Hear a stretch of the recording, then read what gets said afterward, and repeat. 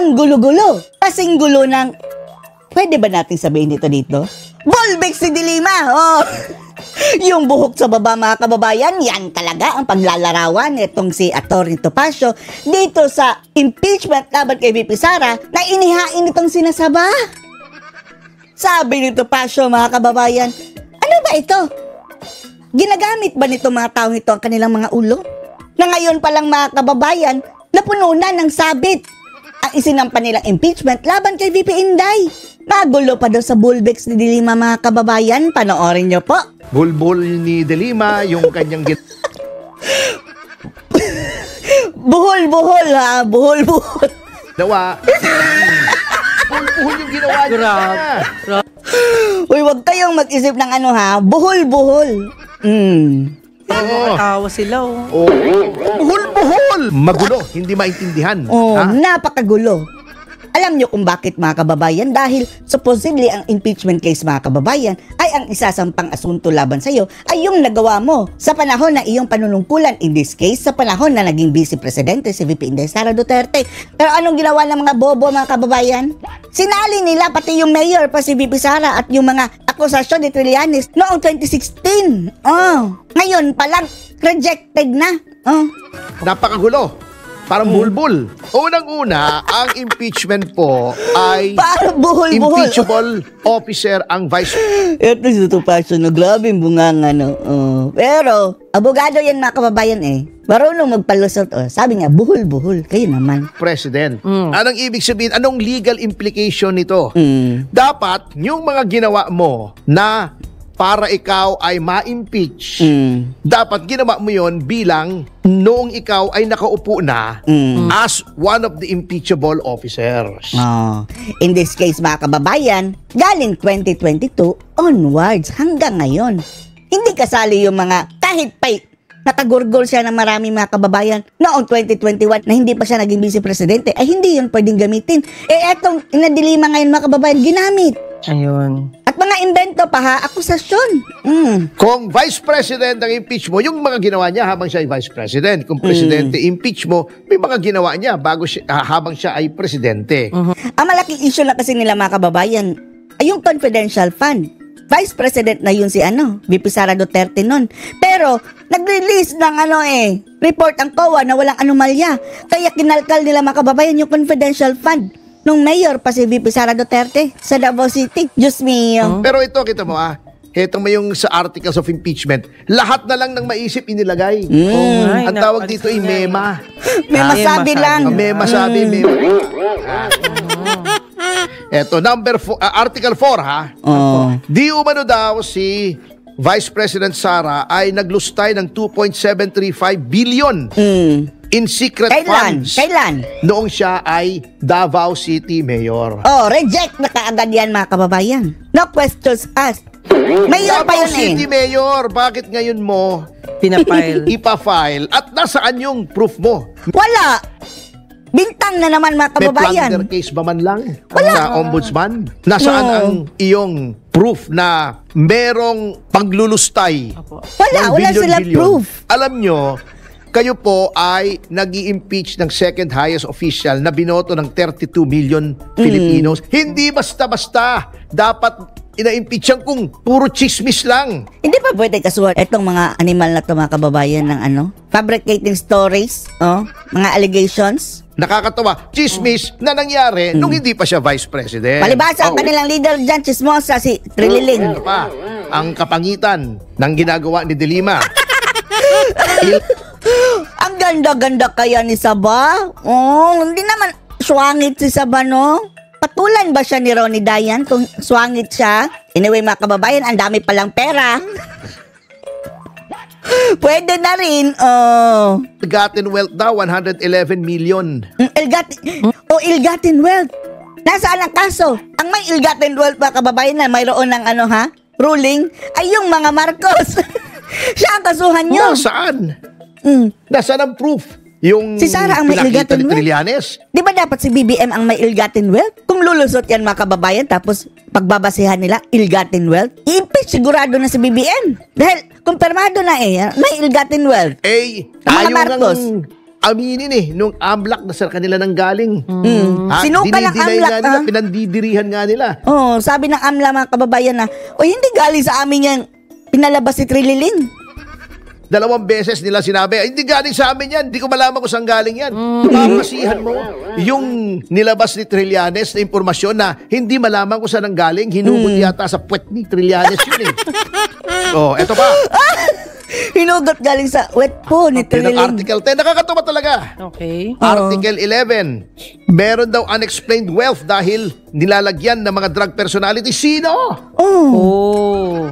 Mga fabrication mga kababayan, Sino? At ngayon ba, sinong drug personalities? Wala naman nakalagay doon sa Article 11.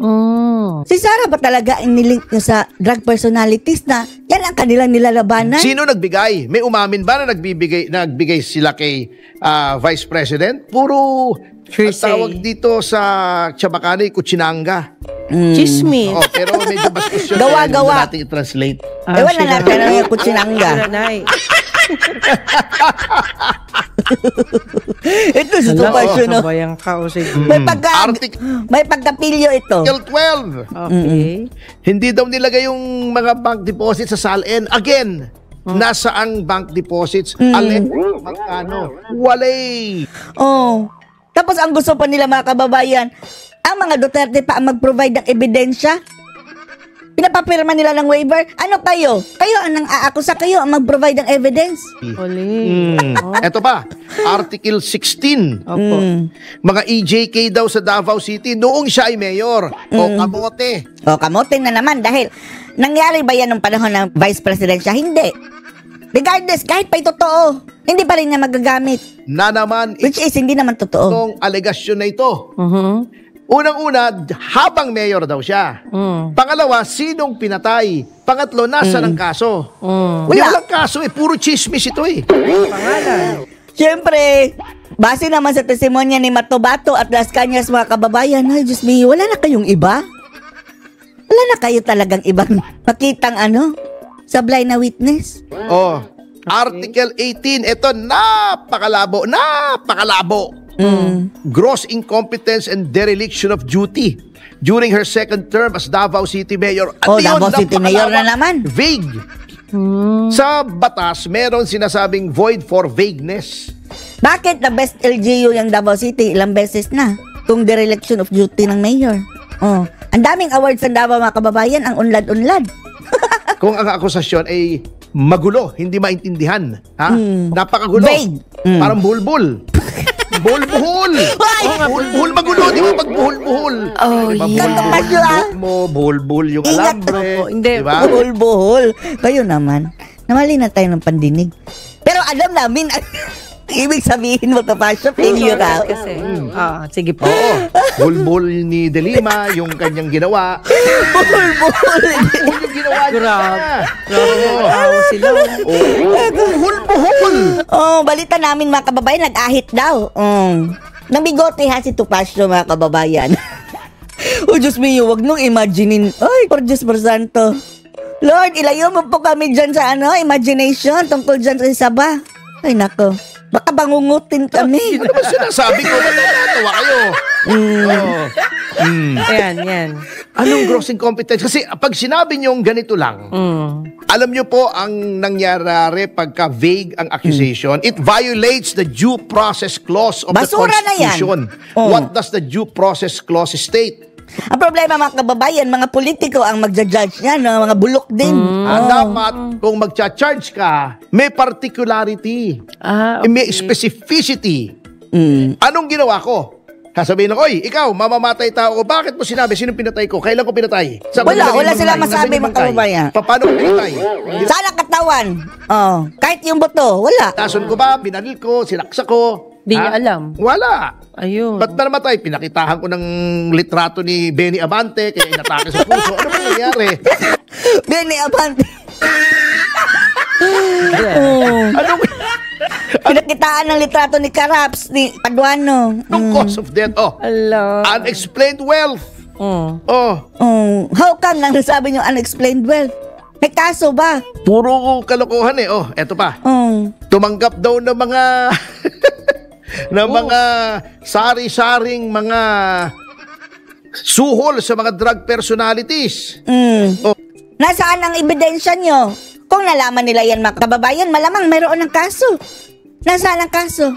Hindi nga nila alam kung saan eh. Sino? Saan? Kailan? Wala. Eto pa. Eto, kung nakakatawa yon sa tingin ninyo, eto pa.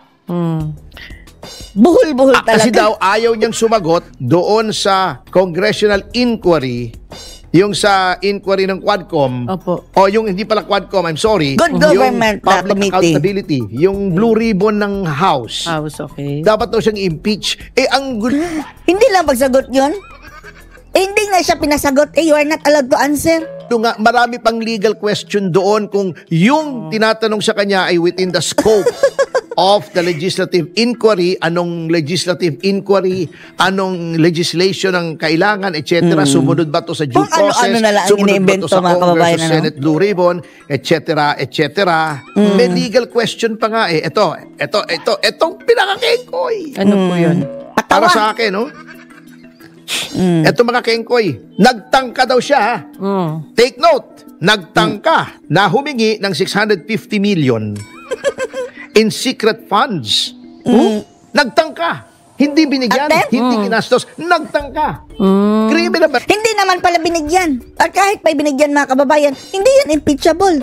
So paano magkakaso yan? Ayun pala yung mga latest mga kababayan no, na kinancel na ni VP Sara Duterte. Yung last year na kinancel na ni VP Sara Duterte yung confidential fund niya sa DepEd at saka sa OVP. Kinancel naman iyon. Kahit pa natuloy yun mga kababayan, hindi pa rin yun impeachable. Ngayon na nagtangka.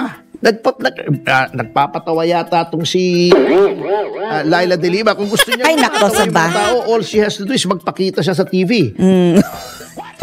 Natatawa na ako, magpakita lang si Saba. At yun pala mga kababayan, si Saba pala ang na-flag ng COA doon sa paggamit ng confidential fund. Doon siya pa ang DOJ secretary. O sagutin mo yan Saba. Dapat kang kasuhan nga. Matatawa naman. Attorney, ano ba yan? Pwede rin naman sumayaw siya. Di ba may mga videos siya sumasayaw? Palabas na lang natin yung video ni De Lima para matawa yung mga tao. O anong masasabi niyo dito mga kababayan? Na parang patawa. Comedy. Itong kanilang final na impeachment kay VP Sara Duterte. Post your comments below.